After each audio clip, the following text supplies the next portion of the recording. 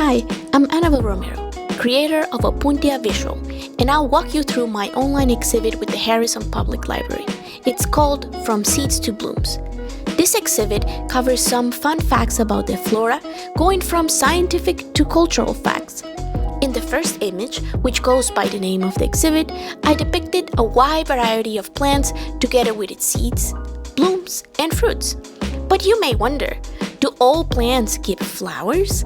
The answer is no, and here's more about it.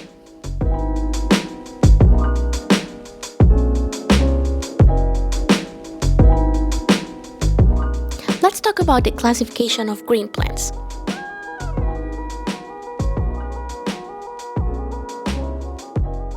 Divided into 5 main groups: algae, bryophytes, ferns, and lycophytes.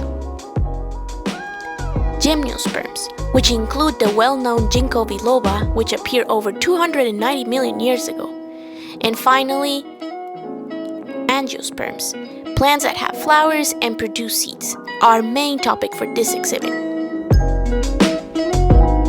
One way of classifying the diversity of green plants is using their generic material.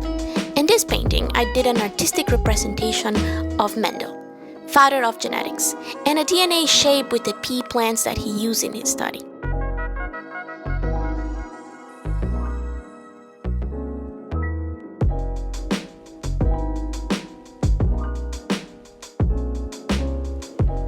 My next painting shows you also a DNA shape, but now with over 60 different green plants that their genomes have been fully sequenced, and they are fully accessed online by scientists every day to keep studying what's the evolution of plants.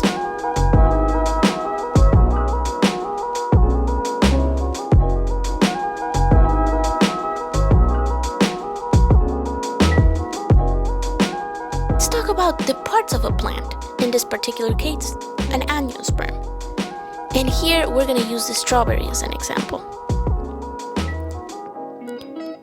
Using the strawberry, we're going to go through the parts of a plant that includes the roots, the stem, leaves, the bud that gives rise to the flowers, and finally, of course, the delicious fruit that we always eat. Let's look into more examples of roots, like the watermelon radish.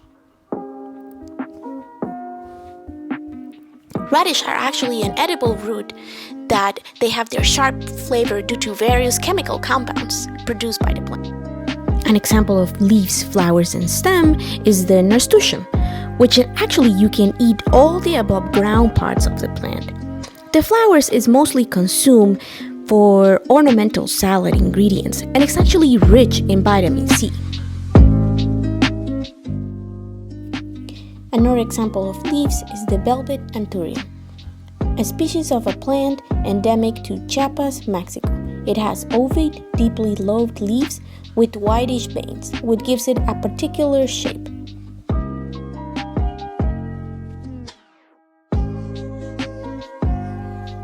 An example of a flower is the iris. This particular iris has branched flowering stems that can be as tall as the leaves. They can hold 2 to 3 flowers in the summer.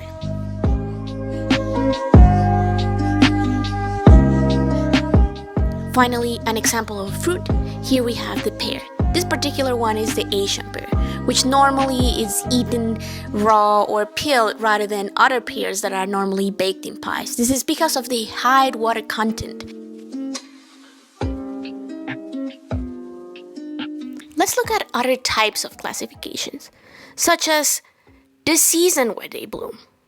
We have the spring, like the magnolia, daylilies in the summer, sunflowers in the fall, and poinsettias in the winter.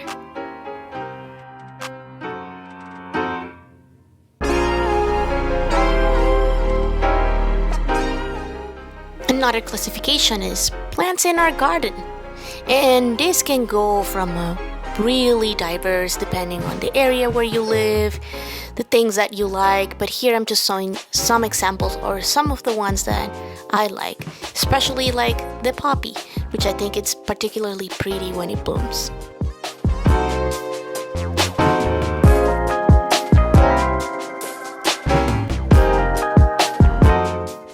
And talking about our garden, we should consider the pollinators that are needed for it. Did you know that almost 90% of all flowering plants rely on animal pollinators for fertilization, and about 200,000 species of animals act as pollinators? Here are just some examples.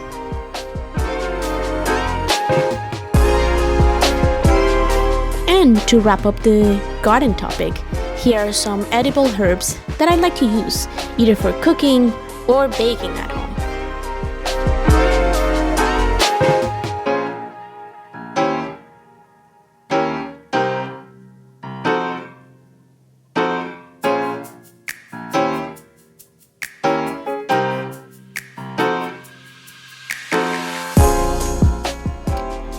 A different classification is, what about houseplants? That's a now common trend about having different plants indoors, especially for the winter time when we want to have something green next to our desk. And here are some examples of all the plants that I have at home, plus others.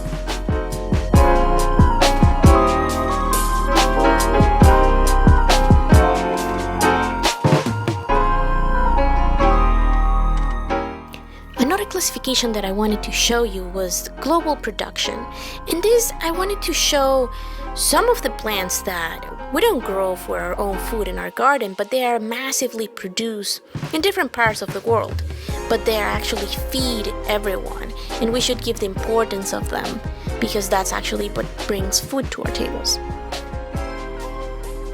Here, I decided to group some of the trees that I enjoy watching across the seasons because of the leaves changing colors or the blooms that they give.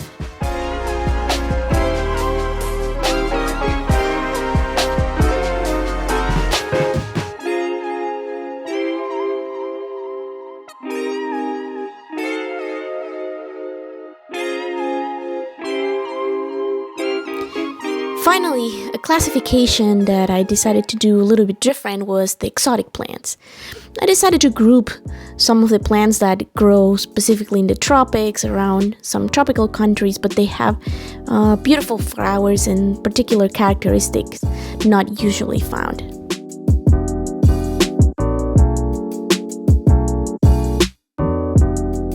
Now, moving to a different section, I want to talk to you about plants native to Mexico. Here you're gonna see 3 different examples of plants that are original from Mexico, and we have an example like the epazote, which is a Mexican culinary herb that I like to use when I'm cooking. But the most common thing that you probably know about Mexico is cooking with chilies. Here I decided to do a cross-section and a mid-section of a chili pepper so you can appreciate all the parts of the fruit.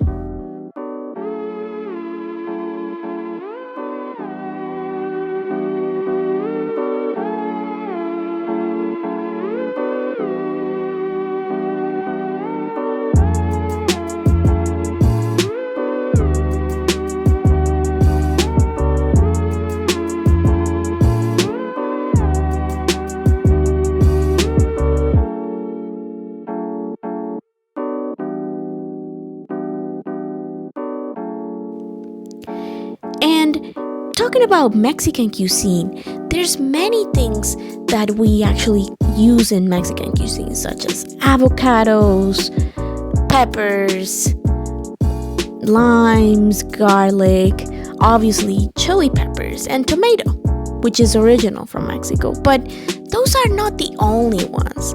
I decided to actually do an infographic of the map of Mexico with all or most of the edible plants that are used since pre-Hispanic times to modern times in cuisine.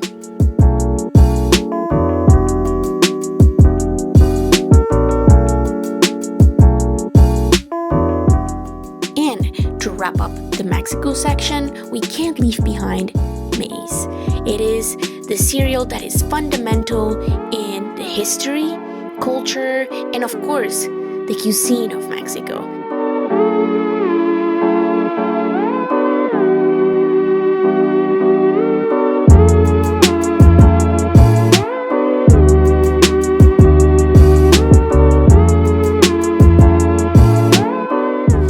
To wrap up the exhibit, I want to share with you my latest project, the US state and territory flowers. This project involved painting 56 different stamps with all the flowers that are representative of each state or each of the territories of the US.